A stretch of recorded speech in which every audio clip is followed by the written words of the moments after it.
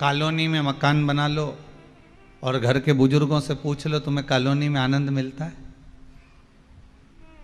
घर के बूढ़े व्यक्ति से पूछना कि एकांत में कॉलोनी, बिल्कुल इंदौर के एकदम आखिरी में, भोपाल के एकदम आखिरी में, सीहोर के एकदम आखिरी में, और वहाँ कॉलोनी में तुम्हारा मकान बन गया, तुम्हारा भवन बन गया और बंगला बनाया तुमने, जोरदार बनाया ने, क्या जोरदार रूम है, कमरा ममरा सब बनाया, 4 6 8 कमरा ने, हॉल ने, रसोई घर ने, छज्जा ने, सब जोरदार, गार्डन वार्डन। अब जमीन ज़्यादा थी तो अच्छा बना लिया, प्लाट बड़ा था तो बढ़ा लिया।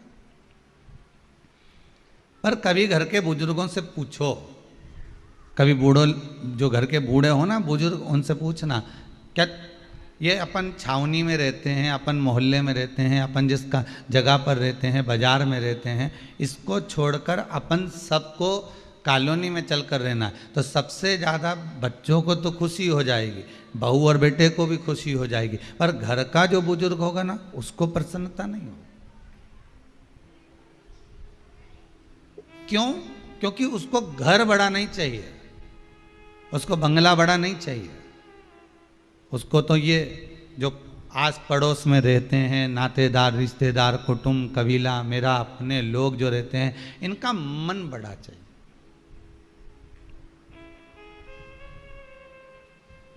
इनको बड़े बंगले से कोई मतलब नहीं है, इनको बड़े भवन से या बड़े बंगले से इनको कोई मतलब नहीं है, इनको कोई महत्व नहीं। इनको अगर महत्व है तो केवल जो घर के आसपास में जो लोग रह रहे हैं, घर के नज़दीक में जो निवास कर रहे हैं, बस उनसे मतलब। इनकी प्रथमता, इनका आनंद बस वहीं कि 4 लोग आ जाएं, बातचीत हो जाए और मैं आराम से सबसे मिल लूँ, हॉस्पिटल भी पास में हो और मालूम पड़े कहीं कोई दवाई केंद्र हो, कोई भोजन केंद्र हो तो सब नज़दीक में होगा तो मैं दौड़ दौड़ के चली जाऊंगी, अकेली भी रह लूँगी, फिर कोई दिक्कत नहीं।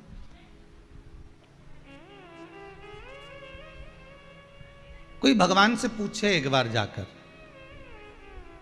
आप सबसे भी निवेदन है कभी एक बार भगवान से जाकर बात करना हो कि भगवान से पूछना, भगवान आपको मंदिर ज्यादा पसंद है कि मनुष्य का मन ज्यादा पसंद है? भगवान क्या जवाब देंगे? बोलो, जम के बोलो जरा, जितने आस्था पर कथा सुन रहे हो, भगवान क्या जवाब देंगे? भगवान से पूछा जाए कि तुम्हें मंदिर ज्यादा प्रिय है कि मनुष्य का मन, हृदय ज्यादा प्रिय है? पसंद क्या है तुम्हें रहने के लिए? तो भगवान कहेंगे, अगर मुझसे पूछते हो तो मुझे तो मनुष्य का मन पसंद आता है कि जिसके भीतर मैं बैठ जाऊं। तो भगवान से पूछा कि तुम्हें मनुष्य का मन क्यों पसंद आता है? तो भोलेनाथ जी बोले, मंदिर में मनुष्य की चलती है और मन में मेरी चलती है, मन में मेरी चलती है। मंदिर में आप जैसा कहोगे ना, जरा ये दीवार पे एक फोटो टांग देना, जरा इधर से पोछा लगाते हुआ ना, इधर पानी रख देना, इधर से बाल्टी रख देना, पंडित जी सुन रहे हो जी, यहाँ से उठाकर उधर रख देना, और वो काम वाला आए तो उसको कहना कि इधर से झाड़ू लगाते उधर चल जाए। वहां मनुष्य की चल रही है, वहां ट्रस्टियों की चल रही है, वहां दूसरे की चल रही है। भगवान कहते हैं मुझे मंदिर नहीं, मुझे मन चाहिए, मन मेरी पसंद का होना चाहिए, क्योंकि उस मन में मनुष्य की नहीं चलती है, मन में कभी मनुष्य की नहीं चलती, मनुष्य की मन में चल ही नहीं सकती, मन में तो उसकी चलती है, जैसा वो चलाएगा। भोजन कराना है तो उसकी मर्जी, नी कराना है तो उसकी मर्जी, कथा सुनाना है ये उसकी मर्जी। मान लो तुम कथा के सामने टीवी खोल के बैठ भी गए, तुमने रिमोट उठा भी लिया, तुम टीवी में बैठ भी गए और तुम्हारा मन नहीं लगा तो, क्योंकि भगवान की मर्जी, और लगा दिया कहीं नाटक में लगे तो मान पड़े मोबाइल में देख लिया, तो ये मन परमात्मा चला रहा हो, मंदिर मनुष्य चला रहा हो।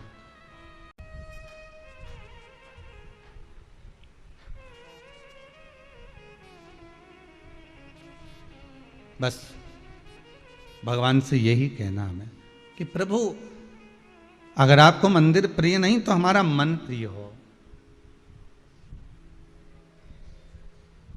आप मेरे हृदय में सदा सदा विराजमान रहो। और जैसा आपको लगे, हम तो बार बार कथा में कहते हैं कि आपकी प्रियता मत बताइए, आप रोज प्रातः में उठकर भगवान भोलेनाथ को, आज रोज प्रातः में उठकर भगवान राम को, कृष्ण को, शंकर को, भवानी को, जगदम्बा को, दुर्गा को, आप सवेरे से उठकर भगवान से ये प्रार्थना करा करो कि मुझे प्रिय है वो मत देना, आपको प्रिय हो वो करना।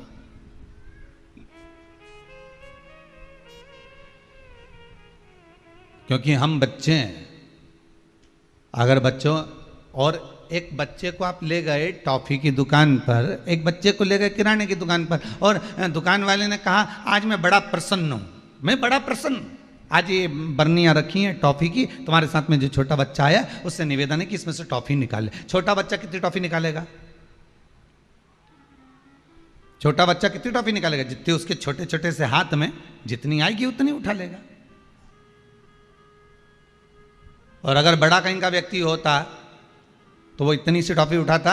कोई कह दे कि किराना की दुकान में से, ये दुकान में से आप सामान उठा लीजिए, तो वो सबसे पहले तो टॉफी तो उठाता ही नहीं।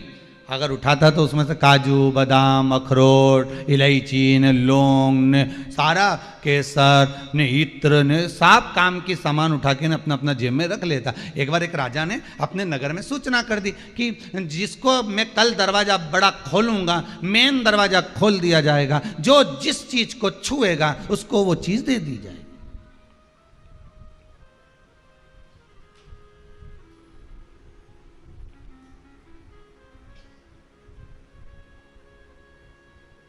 कल मैं बड़ा दरवाजा खोलूंगा, जिसको जो अच्छा लगे उसको छू लेना, स्पर्श कर देना, उसको वो मिल जाएगा। अब राजा ने दूसरे दिन दरवाजा खुलवाया, सब दौड़ दौड़ कर गए। किसी ने राजा का हाथी, किसी ने घोड़ा, किसी ने माला, किसी ने कंठी, किसी ने सोना, किसी ने चांदी, किसी ने हीरा, किसी ने बीठी, किसी ने अंगूठी, किसी ने कड़ला, किसी ने महल, किसी ने सिंहासन, जिसको जो पसंद आया सबको स्पर्श कर दिया। राजा ने सबको सब कुछ देने की तैयारी कर ली। एक 14 वर्ष की लड़की, 14 वर्ष की बच्ची राजा के पास जाकर खड़ी हो गई और राजा का हाथ पकड़ लिया उसने। राजा का हाथ पकड़ा तो राजा कहता है तुम मेरा हाथ पकड़ के यहाँ क्यों खड़ी हो बेटा? एक काम करो, इतना सारा सामान है, तुम भी कुछ छीलो, तुम भी कुछ स्पर्श कर लो, जिससे तुम स्पर्श करोगी तो तुम्हें वो वस्तु मिल जाएगी, तुम्हारा बुढ़ापा आराम से निकल जाएगा, तुम्हारी जिंदगी आराम से निकल जाएगी, तुम वस्तु को छुओ। तुम मुझे स्पर्श क्यों करी हो? तुम मेरा हाथ क्यों पकड़ी हो? तुम जाओ और वस्तु का स्पर्श करिए, जाओ और वस्तु को छुओ। वो 14 साल की बच्ची ने राजा से कहा महाराज, अगर हाथी को छूंगी या सोने की माला को पकड़ूंगी या हाथ के कड़े को पकड़ूंगी या पाँव की पायल को पकड़ूंगी या हीरे के मुकुट को पकड़ूंगी तो ये हीरे का मुकुट तो 2, 4, 8 साल में, 10 साल में, 20 साल में, 25 साल में, 15 साल में बेच बेच कर खा जाऊंगी। पर आपका हाथ इसलिए पकड़ रखा है, जब राजा ही मेरा हो जाएगा तो ये वस्तुएं तो खुद मेरी हो जाएगी।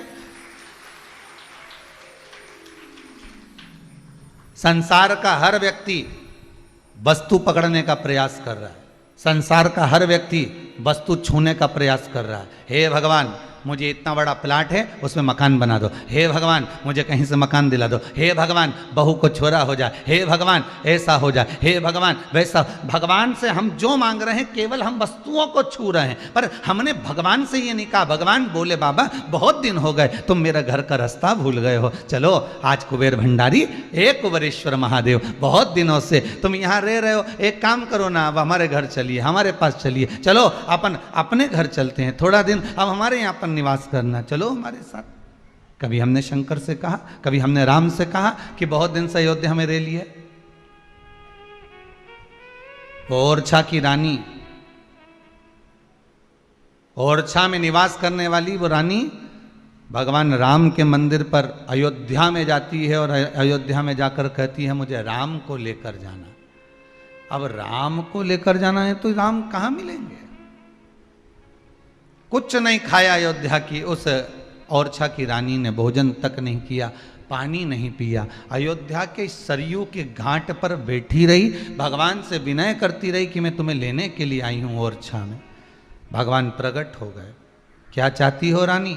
रानी कहती है तुम्हें अयोध्या से छोड़कर ओरछा चलना है। ओरछा हम क्यों जाएं? हम यहाँ के राजा हैं, रानी कहती चिंता मत करो, वहां के भी राजा बना देंगे आपको, आप तो चलो। हम चलेंगे तो सही, पर हमारी मूर्ति को तुमने कहीं रख दिया तो वो उठेगी नहीं। ठीक है, रानी गोदी में लेकर भगवान राजा राम को लेकर चली, ओरछा में पहुंची।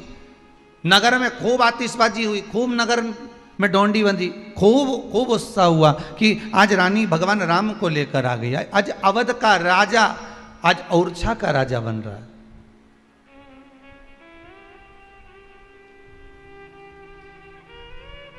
आज अयोध्या के नरेश आज ओरछा के नरेश बन रहे हैं।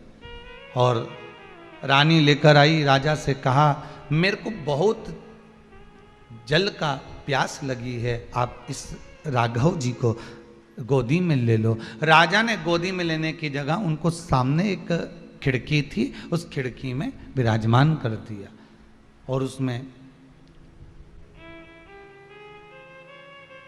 एक स्थान, एक आलय में विराजमान कर। भगवान रह गए, उठाया उठे नहीं, चलाया चले नहीं, बस रानी ने कह दिया यही अवध के नरेश सब यहीं रहेंगे, ये कहीं नहीं जा सकते। अयोध्या के राजा राम ओरछा के भी राजा राम बनकर विराजमान हो गए। निर्मल मन सो मोहि पावा।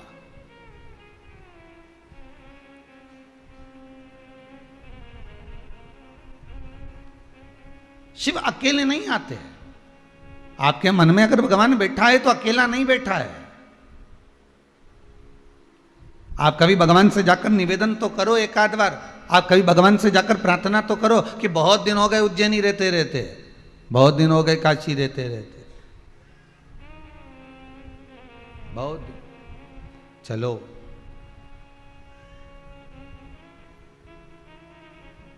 उज्जैनी छोड़ो भोलाना,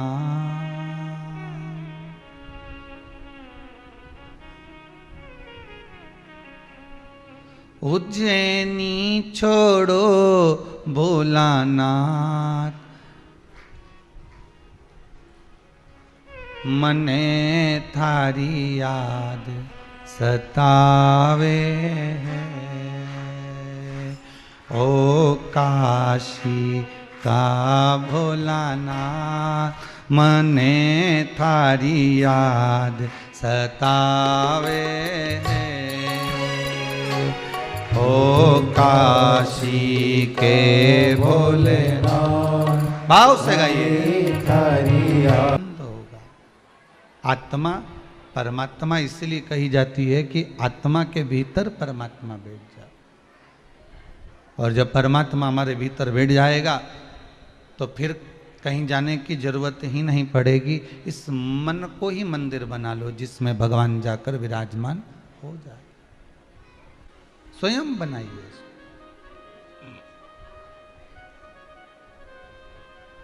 व्रत शिव महापुराण की कथा चल रही है, और व्रत शिव महापुराण की कथा का सबसे बड़ा महत्व अगर आप समझेंगे तो यही समझेंगे कि उपवास करा आपने, पर उस उपवास में, उस व्रत में आप शरीर को कष्ट दे रहे हो।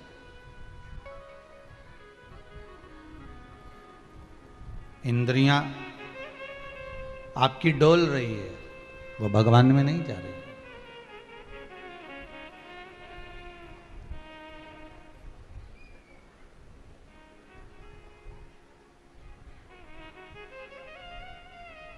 कल कोई माता जी कह रही थी कि गुरुदेव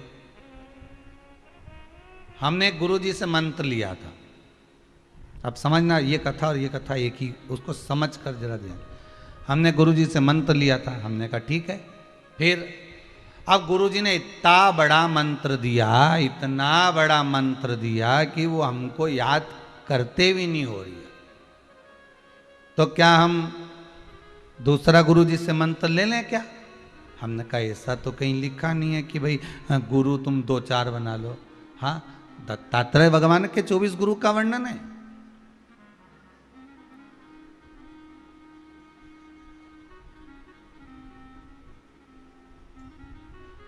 वो चलेगा, पर यहाँ दूसरा गुरु बनाओ ये हम नहीं कर सकते। नहीं, हमने तो एक महाराज जी से पूछा था, उन्होंने कह दिया था कि पीपल का पत्ता पे वो गुरु जी का नाम लिख लो, उसके पानी में छोड़ दो, गुरु मंत्र गया। हमने कहा ऐसा कैसे गया भाई, तो तुम गुरु जी को उठा के पानी में छोड़ दो, गुरु जी गया। ऐसे कहने से तुम्हें किसने अकल दी है, बुद्धि, कि पीपल का पत्ता पे न गुरु जी का मंत्र लिख लो, ने नाम लिख लो, ने वो के पानी में बहता पानी में छोड़ दो, ने मंत्र गया, तो समझ लो बस दूसरा गुरु जी का मंत्र ले लो। हमने कहा इतना बड़ा मंत्र है, ठीक है, जो गुरु ने दिया गुरु जी के पास जाओ और उनसे निवेदन करो कि हमको छोटा मंत्र दे दो, गुरु जी छोटा दे दे। बहुत सहज भाषा में समझिएगा इस व्रत शिव महापुराण कथा को, कि व्रत बहुत बड़ा है, बहुत बड़ा व्रत है, तो उसको छोटा करने का भी तो तरीका शास्त्रों में कहा गया है। गुरुजी, हरतालिका तीज का व्रत इतना भारी होता है, करवा चौथ का व्रत इतना भारी होता है, तीज का व्रत इतना भारी होता है कि हम कुछ भी नहीं खाते, यहां तक कि मुख में जल भी आता है ना, तो उसको भी हम निगल नहीं सकते।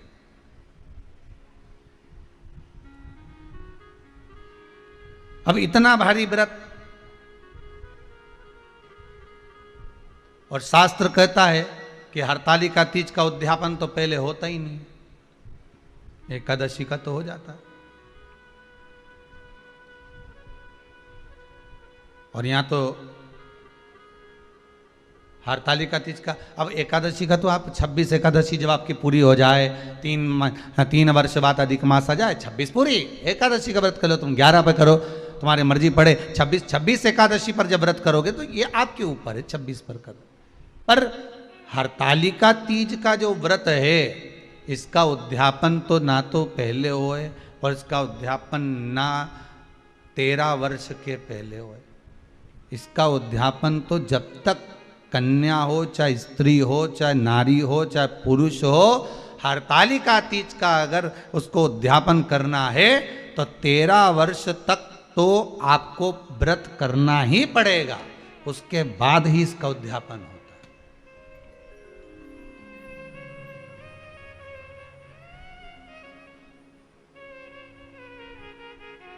नहीं तो कहीं कहीं की माताएं तो बड़ी होशियार सोच के बैठी थी कि अब की साल उद्यापन कर, तो 13 वर्ष अगर आपके हो गए व्रत करते करते हरतालिका तीज का। हरतालिका तीज जानते हो ना?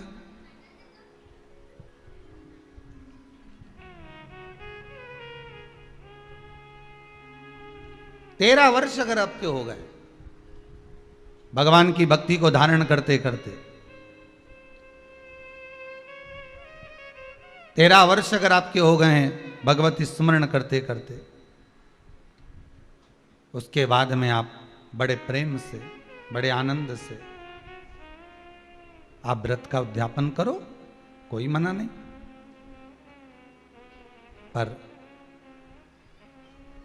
यदि आप उद्यापन कर रहे हो और आपका मन है कि मुझे उद्यापन करना ही है, तो 13 वर्ष तक जिस भाव से आप भगवान का व्रत कर रहे हो, साधना कर रहे हो, स्मरण कर रहे हो, उसी भाव से आप उसको करें।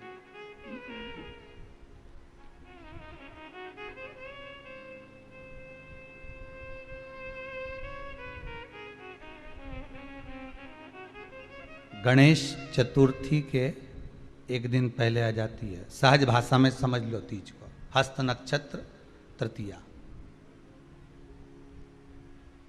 उसमें सबसे ज़्यादा जरूरी है हरतालिका तीज का पूजन अगर आप कर रहे हो, और हरतालिका तीज का अगर आप स्मरण कर रहे हो, तो उसमें सबसे ज़्यादा अगर कोई जरूरी है तो शंकर भगवान जहाँ विराजमान होते हैं उनके ऊपर उनकी 5 कन्याओं का होना जरूरी है। मतलब ऊपर फुलेरा बंधना जरूरी। फुलेरा का मतलब जानते हो?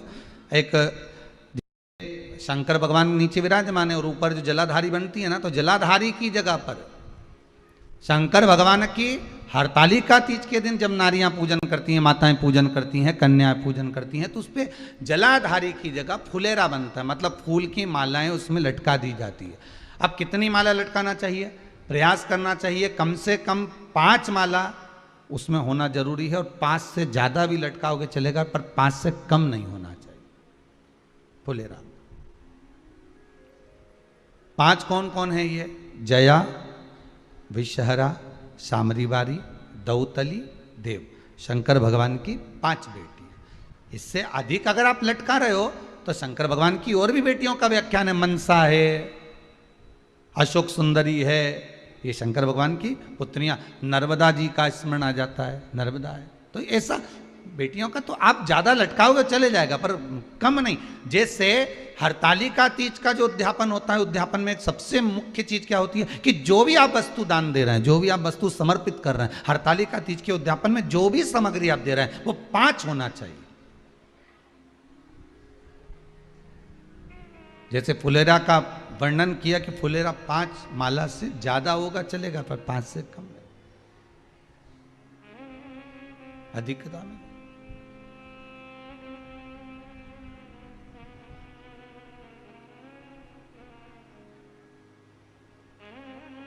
सबसे पहली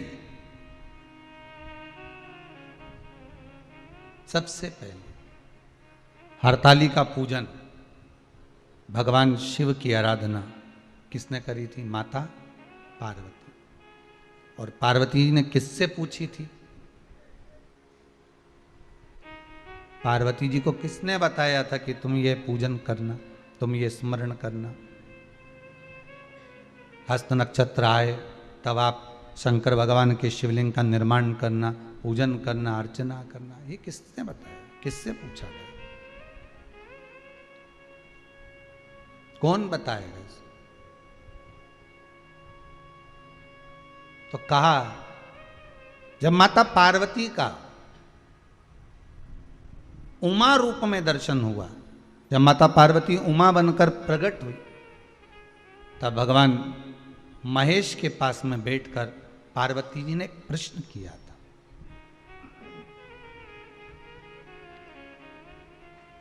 पार्वती जी भगवान शिव से एक प्रश्न कर रही, महेश भगवान से एक प्रश्न कर रहे।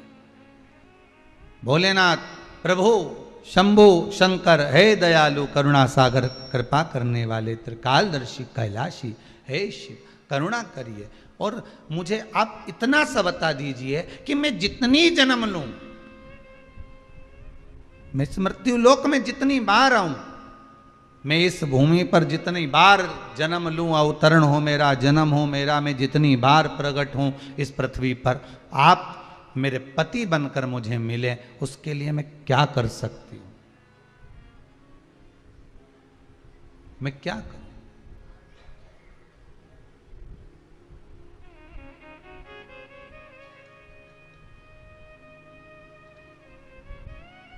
मैं कैसे आपको प्राप्त कर सकती हूं? अब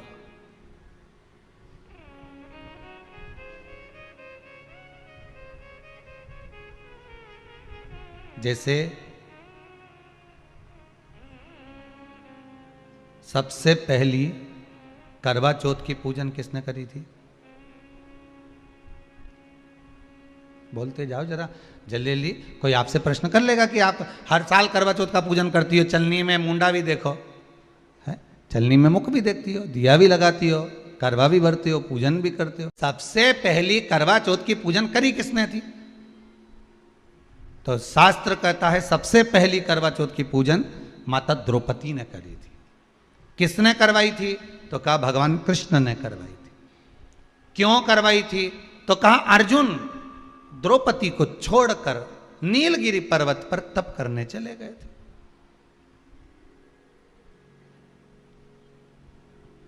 और नीलगिरी पर्वत पर जब अर्जुन तप करने के लिए गए, घोर तप अर्जुन ने करा।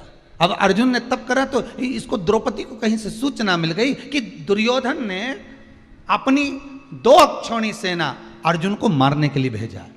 अब व्यक्ति अगर नेत्र बंद करके बैठा है, साधना में बैठा हुआ है, तप में बैठा हुआ है, अपनी भक्ति में बैठा हुआ है, और कोई आया पीछे से और उसने वार कर दिया, तो किसको मालूम पड़ेगा? कौन जानेगा? अब अर्जुन अगर तप साधना में बैठे हुए हैं और द्रौपदी का पति अर्जुन अगर तप साधना में बैठा और पीछे से अगर दुर्योधन आक्रमण कर रहा है 2 अक्षौणी सेना के साथ, तो कौन जान सकता? तब भगवान कृष्ण दौड़ कर गए द्रौपदी के पास में। द्रौपदी द्रौपदी द्रौपदी ने ठाकुर जी के चरण पकड़ लिए, तुरंत हाथ जोड़कर बोली, प्रभु क्या बात है, आप बताओ क्या हो गया। भगवान बोलने लगे, द्रौपदी तुझे कुछ मालूम है। द्रौपदी बोली, नहीं प्रभु, क्या हो गया बताइए आप मुझे, तुझे मालूम नहीं। दुर्योधन ने 2 अक्षौणी सेना अर्जुन को मारने के लिए नीलगिरी पर्वत पर भेजी। नीलगिरी पर्वत पर, हाँ, तो वहां तो अर्जुन तप करने गए हैं, साधना करने के लिए गए हैं। वहां तो अर्जुन भगवान की भक्ति को धारण करने के लिए गए। तो द्रौपदी ने कहा, अर्जुन अगर भगवान की भक्ति को धारण करने के लिए गए हैं और दुर्योधन ने अगर सेना भेज भी दी है, तो क्या मेरे पति की रक्षा वो परमात्मा नहीं करेगा, जिसका वो स्मरण कर रहा है, जिसका वो पूजन कर रहे हैं, जिसकी वो भक्ति को धारण कर रहा है। भगवान मन में सोचे, वो गया तप कर रहा है, उसी चक्कर में तुम्हें तेरे पास आया, भगवान ही आया है ना तोड़ के, दूसरा कोई तो नहीं आया ना। मार्ग दिखाने वाला कौन होता है? परमात्मा। मार्ग बताने वाला कौन होता है? परमात्मा होता है। एक बार तुलसीदास जी एक पद लिख दिए, सिया राम मैं सब जग जानी, करो प्रणाम जोर जुग पानी। जब तुलसीदास जी ने पद लिखा कि हर एक में राम समाया है, चप्पे चप्पे में डाली पशु पक्षी सब में भगवान राम समाये हैं, तो तुलसीदास जी लिखकर जा रहे थे, इतने में एक बच्चा दौड़ कर आया और आकर कहा, अरे काका उधर मत जाना, तुम लाल कलर की धोती पहने हो, उधर जाओगे सामने से एक बैल आ रहा है, एक बहुत बड़ा नंदी आ रहा है, वो तुम्हें पछाड़ देगा, मार देगा। इतने में तुलसीदास जी ने कहा, तुझे मालूम नहीं बेटा, मैंने अभी चौपाई लिखी है, सिया राम मैं सब जग जान, अभी मैंने चौपाई लिखी सब में राम है, तो बैल में भी तो राम होगा, नंदी में भी तो राम होगा, वो मुझे नहीं मारेगा। तुलसीदास जी आगे बढ़े, बैल ने सींग से उठाया, तुलसीदास को पटक दिया, और बाबा तुलसीदास जी को जैसे ही पटका, तुलसीदास जी दौड़कर गए, सीधे पहुंचे गंगा के घाट पर, कलम उठाई, जो चौपाई लिखी थी उसको काटने लगे। इतने में हनुमान जी महाराज आकर खड़े हो गए, काट मत देना, रामायण की चौपाई एक मत काट देना, बिल्कुल मत काटना। तो तुलसीदास जी ने लिखा, बोला मैंने चौपाई लिखी थी, सिया राम मैं सब जग जानी, करो प्रणाम जोर जुग पानी, सब में मैंने राम देखा, तो फिर बैल ने मुझे क्यों मारा? हनुमान जी बोले, तुमने सब में राम देखा, बैल में भी राम देखा, नंदी में भी राम देखा, तो उस बच्चे में राम क्यों नहीं देखा जो तुम्हें बताने आया था कि उधर मत जाना? बोलने तो आया था ना तुम्हारे पास में कि उधर मत जाओ। भगवान अपना असली रूप रखकर कभी तुम्हारे सामने नहीं आता। अगर भगवान असली रूप रखकर आ जाए, 4 हाथ लगाकर, सुदर्शन चक्र लेकर, त्रिशूल लेकर भगवान तुम्हारे पास में आ जाए और आकर तुरंत तुम्हारे सामने खड़ा हो जाए, तो तुम तो सोचोगे कहीं नाटक वाला आ गया, 10 रुपये निकाल के पर्स में से लाओगी और तुरंत दे दोगी, ए बाबा लो 10 रुपये लो, चलो यहाँ से बढ़ो। तो भगवान कभी ऐसा रूप रख कर, असली स्वरूप में तो भगवान आता ही नहीं है। भगवान तो आपका कोई अपना बनकर, कोई रिश्तेदार बनकर, जब तुम्हारा कोई काम अटका हुआ है और वो काम तुम्हारा तुरंत हो गया, किसी के माध्यम से हो गया, तो उसको धन्यवाद देना परमात्मा को कि तू रूप रखकर आ गया, तूने स्वरूप बदल लिया, आज कार्य को सफल कर दिया।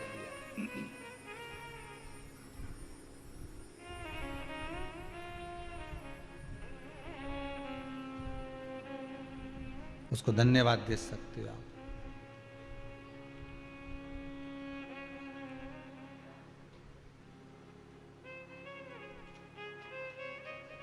उस परमात्मा को साधुवाद दीजिए कि आपने रूप रखकर आप मेरे पास में पहुंचे हो आज। ये आप ही की कृपा, आप ही की दया। और कृपा की न होती जो आदत तुम्हारी, तो सोनी ही रहती अदालत तुम्हारी।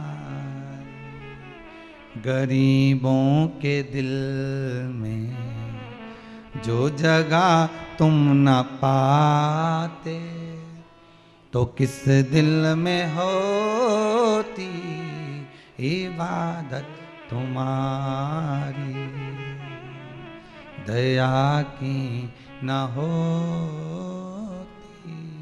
जो आदत तुम्हारी। किस रूप में आ जाए, कब तुम्हारे पास पहुंच जाए, वो कैसा रूप रख कर आ जाए, वो भरोसा नहीं। और आएगा काम करके चला जाएगा। आपको लगेगा मेरे चाचा जी के लड़के ने करा, मेरे मौसा जी के लड़के ने करा, मेरे काका जी थे वो तो फोन उठा लिया उनने और जरा सी देर में ब्लड की व्यवस्था कर दी। वो तो मेरी जीजी बहुत अच्छी है, बुरा वक्त में हमारे सामने आ जाए। वो तो हमारा काका का छोरा ऐसा है, एक फोन लगाऊं ने तुरंत आ जाए।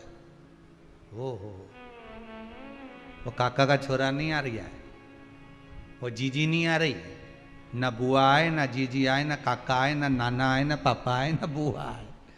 ये तो वो इशारा करता है, पुतले की तरह उठाकर तुम्हारी को नचाता है और तुम्हारे पास भेज देता है। और उसका ऐसे तो तुम फोन लगाओ तो उठाए नहीं, पर एक जरा सा कुछ हुआ और तुमने फोन लगाया ना, डॉक्टर उठा ले तो तुम्हें लगे कि लगे, नहीं तो डॉक्टर सबके तो लाइन लगी रहे, उनके पास तो काम कितना। और एक फोन करा मैंने और जरा से में उठा लिया, उन्होंने बता दिया और मेरा बेटा ठीक हो गया। मतलब वो है, मतलब वो है। एक किसी माता ने लिखा है,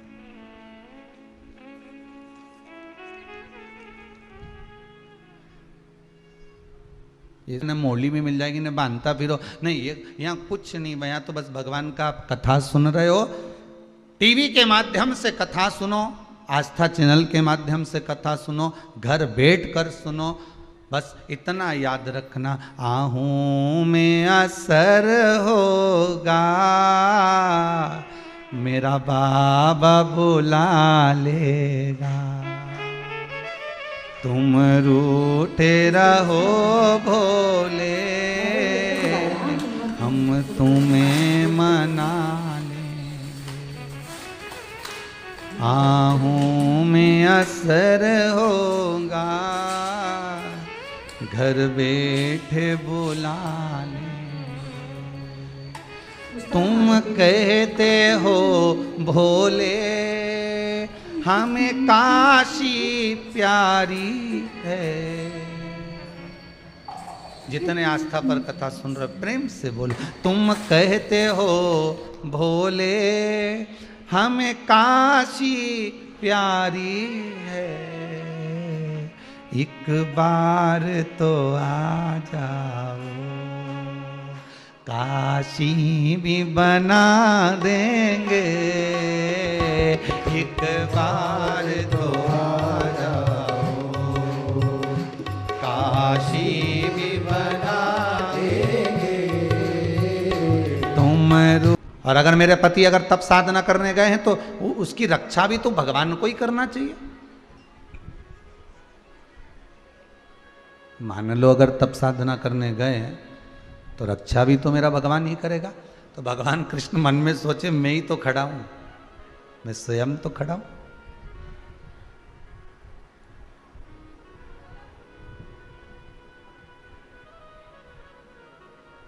बस आप तो एक बार दिल से अगर भगवान को पुकार लेते हो ना, तो भगवान स्वयं आकर खड़ा हो जाता है। स्वयं दिल से अगर पुकारा, नमामि मीशां निर्वाण रूपम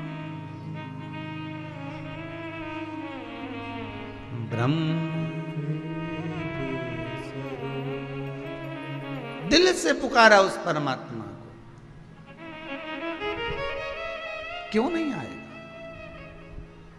शरीर में अगर रोग है, शरीर में अगर बीमारी है, बहुत कष्ट है, चाहे घुटने में हो, शरीर में हो, इडली में हो, जहाँ जहाँ तकलीफ है, आप एक बार उस ओघड़दानी त्रिकालदर्शी शंभू को एक बार बुलाओ तो दिल से।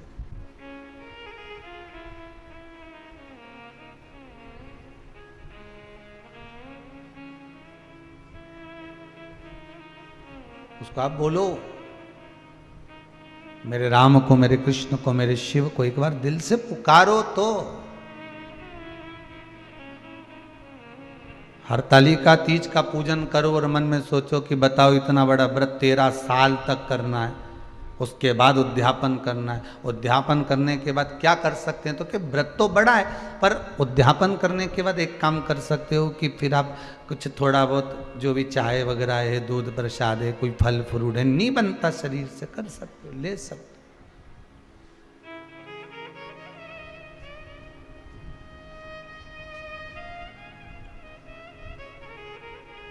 तो सबसे पहले करवा चौथ का व्रत किसने करा था?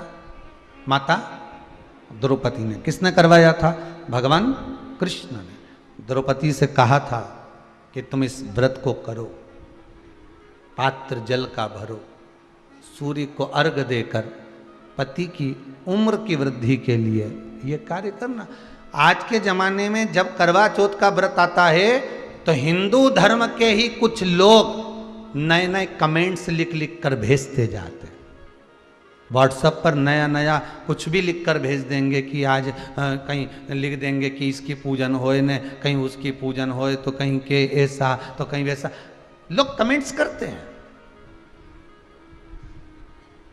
हमारे ही लोग मैसेज बना लेते हैं, एक ग्रुप में भेज देते हैं, उस ग्रुप से उठाया दूसरे ग्रुप में चले गया, दूसरे ग्रुप से तीसरे ग्रुप में चल गया। ये हम अपने धर्म की हंसी उड़ाना है, दूसरे के धर्म की नहीं।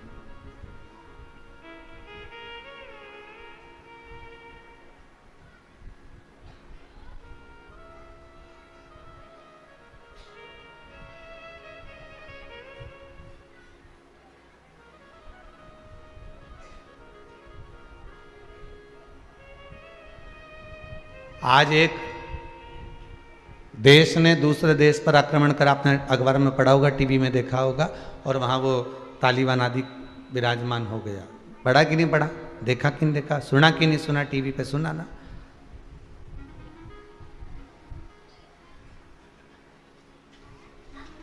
कारण क्या था कि जितने उस में निवास करने वाले थे उस देश में, उनका आपस में प्रबलता बल नहीं था।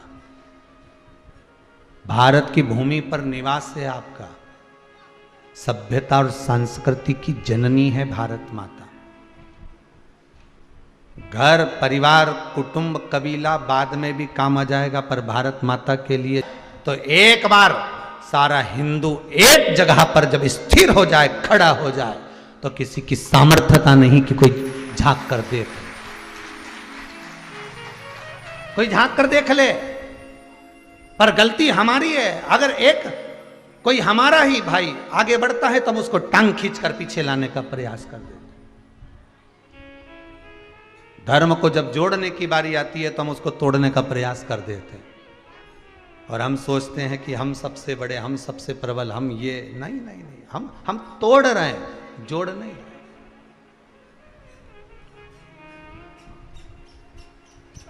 हमने उसको जोड़ने का प्रयास किया, जोड़ने का प्रयास।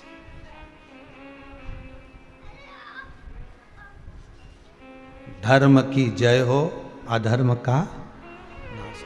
प्राणियों में विश्व का, ये जितनी चीज तुमने यहां बोली, इतनी चीज किसी दूसरे देश ने आज तक बोली? जम के बोलो।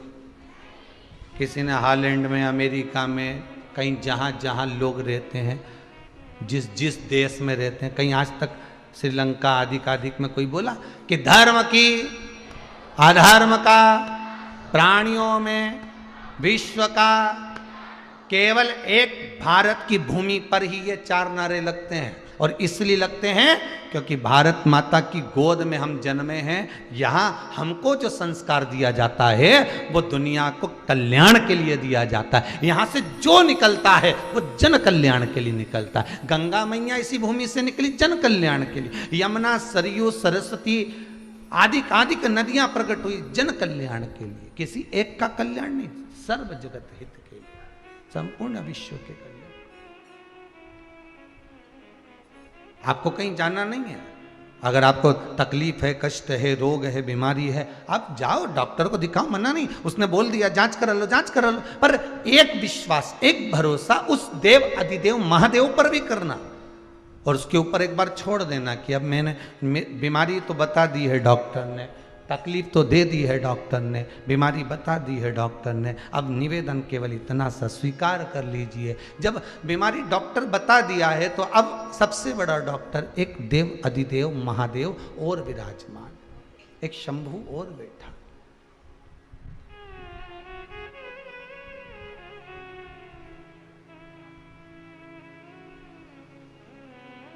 और माना भगवान से अपना दोष भी कहना कि माना हम दोषी हैं, कि माना के मैं पतित बहुत हूँ, माना हम पतित हैं, माना हम दोषी हैं, पर पतित पावन तेरो नाम, ओ शंभु त्रिपुरारी। बस तेरा नाम भी तो पतित पावन है, हम पतित हैं तो तू पतित पावन है।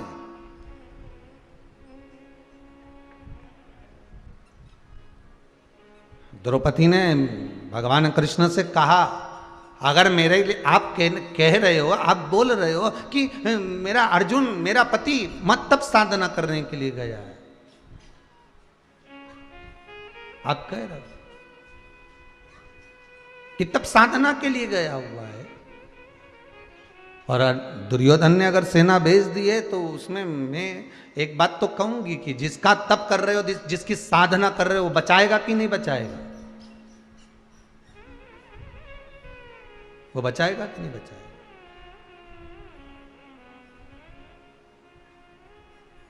महाराज भगवान कहते क्यों नहीं बचाएगा? शिव महापुराण की कथा में बड़ा सुंदर संवाद एक लिखा है, यदि व्यक्ति 24 घंटे भगवान का नाम नहीं ले, मात्र एक क्षण भगवान का यदि वो नाम ले लेता है, कितना क्षण? एक क्षण भगवान का नाम